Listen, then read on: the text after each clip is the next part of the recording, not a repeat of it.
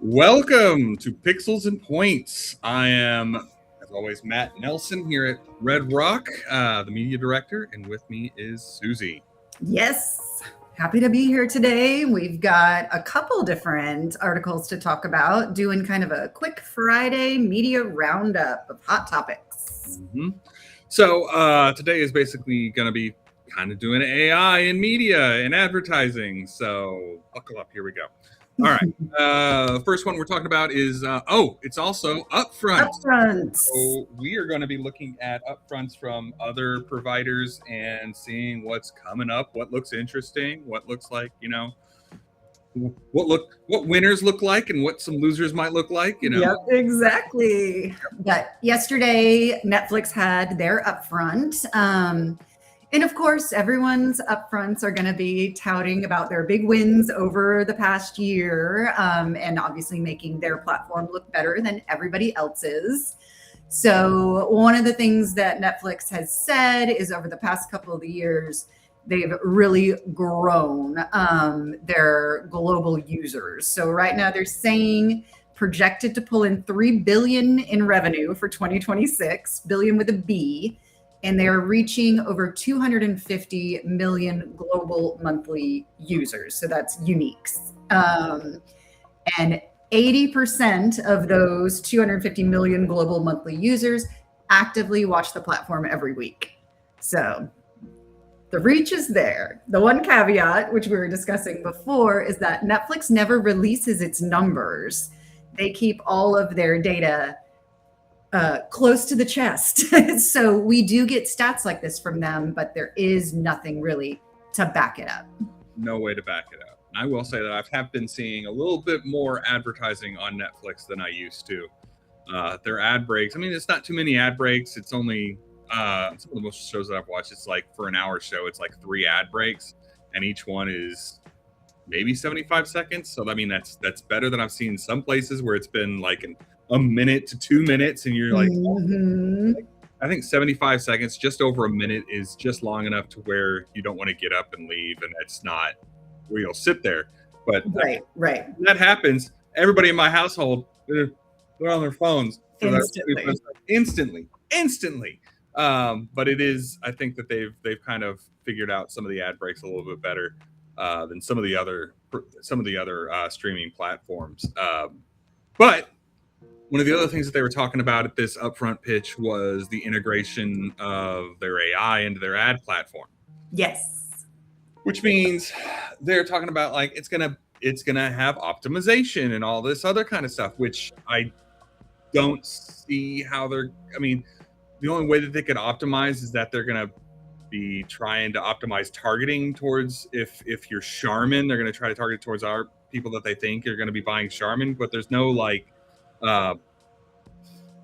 interactive capability. Right. It goes back to, I guess, that question of where does their data come from? Because with Prime Video, right, we can see, they use all of the Amazon data. They can see their purchase power there. We know if we're going to target somebody who is in the market, if you're a Charmin, to buy toilet paper. Yeah, and they'll have the option on like the Amazon ads to actually click add to cart, and same with Walmart on some of it. Yes. Yep. So. Yep. And YouTube TV is getting with that interactivity where it's going to take you, because they have the Google backend, right into somebody's platform or their website. So I'm not sure where Netflix, they're like we were talking about, they're going to have to partner with a Target or a Walmart. No, come on. We know where their optimization is going to be. It's going to be in making sure that they spend all of your money. Yes. So even if you place like, I only want to be, it may not be outside of your geographies that you place, whether it's zip codes, DMAs, or states. But like if I'm saying I only want to target moms, 35 to 45 that have this. Well, if Netflix isn't able to spend your budget running to them, they might go outside that too. You're going to open that target up or create a likely target or a lookalike target or just another avenue. My favorite, and this kind of bleeds into, I'll go ahead and jump into the Meta one because it kind of bleeds over to Meta. Yep. Is that it's the quote unquote to improve performance. Yes, Meta has this system down. They have capitalized on and I've got to find that exact quote because I loved the way they worded it about Meta is primarily focused on optimizing monetization efficiency. And they say rather than increasing overall ad load, but we think it is also it's to encourage spending budgets quicker, meeting that audience, even if it's not really there, expanding those audiences. So they're going to use AI to hit your goals as quickly as possible, which is not always your KPI. No, it's basically what comes down to it. If you're a mom and pop shop with Meta and you put if you put your stuff on there and you're like, I know what my target is. That's why I want to hit people who are just interested in this. Mm-hmm. And they're in this area and they're this demographic. And I'm like, Facebook will say like, oh, that's a pretty small audience. You sure you want to do that? And they'll try to get you to, expand, use their AI to expand the audience and everything.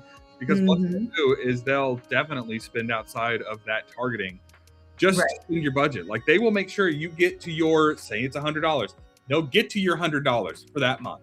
Because what they want to do is send you an email during that month or during the next month saying, if you had just spent more, you could probably get this many clicks or this many impressions or this many purchases on your website. Like they'll say like, oh, if you just spend, an additional $20 a day, which $20 times 30 is $500. Yep. So, I mean, they're wanting you to spend more. And that's what I think Netflix is doing. They're optimizing to increase performance. Probably their platform. And optimizing monetization is never going to be what a media buyer or a client wants to do. No. Obviously, we want to spend money efficiently. Very specific clients. But some of our clients are like the haunted house clients where they want to run to this genre with this audience that they're looking for, that are this age in this demographic. And that's 4 filters. And so your audience gets super small. And I understand that. But when I run to Netflix or Amazon or Hulu or Disney or whatever, and I have those filters on, I want to make sure we're just running to that audience. If it's not spending the full budget, fine. Right, because we don't want wasted impressions, right? Maybe That's why we're using this platform that expands the audience a little bit. But what Netflix and Meta are doing is that they're just going to go ahead and start advertising outside of that audience. Yes. And that's when we say we need those hands on keyboard. You need that human element watching the campaign, because that's where the true optimization is going to take place. Optimizing the target, not the monetization, and making sure everything's running where it's supposed to. Yeah. And then making changes once you can inspect what's going on. It might help if you're just like for some of your bottom of the funnel campaigns where you're just going for purchases and you're just saying like, I'm trying to get people to purchase. And so you're more willing to open up your targeting a little bit. But when you're trying to do like general branding or consideration part of the sales funnel, like that stuff, I don't need them to be optimizing towards reach. I don't need to be optimizing towards, just interactions with the ad, or click-throughs to the website, because that's when you get all those clicks to the website that are less than a second on the website. Clicks. Yep. So, I mean, some of it's going to be bot traffic. It's just, it's not the easiest thing to figure out. So, AI is coming to everybody. Not going away. We have to deal with it. We have to figure out the best ways to optimize it. And for each different campaign, I mean, everything is special. You can't just sit at the bottom of the funnel and exist.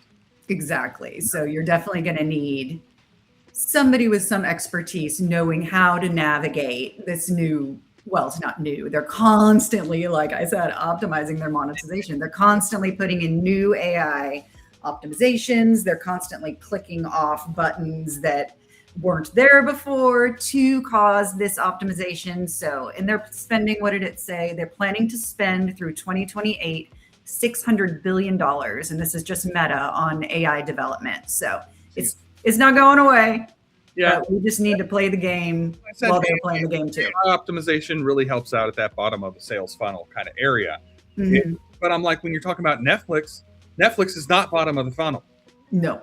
At best, it's middle. It's in the consideration area because you can actually retarget with people that have like been to your site or like maybe Yep. add to the cart. And But- once they get that interactivity going, then we're moving way up the funnel. Yeah, it's an audience re-engagement kind of you can use it for all the way down to audience re-engagement. But I would personally never consider any like OTT CTV to be bottom of the funnel unless you can have something like the Amazon and something that's actually where somebody's going to be like, oh, I'll buy that, and it'll be like, and they'll go right on without doing any other kind of research. So Exactly. That's when we're getting more into, that's what you need your broadcast partners for, you know, for those overall branding. Yeah. And our last one is a little bit different. It's not about straight up media advertising. It's about creative. Yes. And this one is about people. This takes from people that are doing judging for like creative competitions. And they're seeing and what some of the other judges are saying in the industry and what's getting results in here. And I am getting lots of ads on here, so I'm going to stay at the top. So what this article was basically about was that the judges were concerned that they're seeing plenty of AI in ads, and they're not saying that AI is a bad thing. It's just it needs to be used correctly, which is something that our creative department has said over and over and over again. Well, yeah, same thing with what we're saying with media, right? It can't be a one size fits all, and it can't be a cookie cutter. And there's plenty of shops that are looking at opening up like AI agents where you just deal with an AI and you say, I want to do advertising, and the AI will come back, well, you need to be on Meta, and you need to be on Amazon, and you need to do this, you need to have some billboards, and then you're like, okay, do it, here's my budget, and then it'll go and do it all, and it's all a AI agent. It's not gonna help you at all. And then it'll place your buy, spend all that money for you, and optimize it in a completely different direction. You're working with an AI agent at a AI agency, basically. Their main directive is going to be it's like when you work for a large company. It's like HR is meant to be for the employees. It's meant to protect the company. So an AI agent, you're working with a media company, is meant to help spend your money. And I'm like, it has no motivation, honestly, to make sure you're being successful. Exactly. They're looking at one KPI, and that is spend your budget in full, and sometimes spend it ahead. And that's really not where you want to be. Yeah, especially if you're like, we do a lot of events, so they want to make sure some of the spending goes towards the end. And exactly. When you want to sell out your ticket for your event, or you want that final push right before. The AI likes to push, pacing ahead of, like pacing at 200% earlier on to make sure that they're going to spend a budget. I'm like, no, stop it. Stop it. That's not what I told you to do. I told you. But they have the same issue exactly on the creative side. And definitely so many agencies are using AI in creative, and we are too, but strategically. And like I said, you can't just have that one cookie cutter. They were saying like the AI can make things look technically interesting, really fancy. It can put out some stuff pretty fast, but it's more about it lacks any of the heart. And so they were saying if you have the human forward approach to your ads, have some AI in the background helping you like get to that developmental level, like helping you get to that higher production level, then that's where they're seeing the biggest strides happen. Is that you start from the human-centered approach first. Yep. And it's all about those prompts. I think one of the things I had just seen in here was that AI is really hesitant to do anything risky.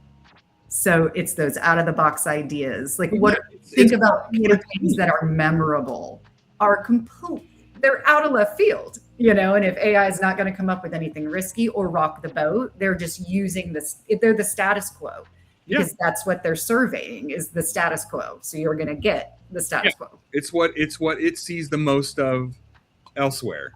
If you go onto YouTube right now and you look at AI at just like the video templates, you can tell which ones people were actually did and then which ones AI created, because they're all that same color, purple, black, and red with like sparkles of white and stars. And it's all same font. It's all that same, because it's feeding back on itself. And so that's if you go AI first into the creative area too. So it's It always looks a little kind of TMZ or Fox News to me, just that kind of feel as far as, I mean, that's what you're going to get for every campaign. Every single one. So, all right. I think that's going to do it for us today.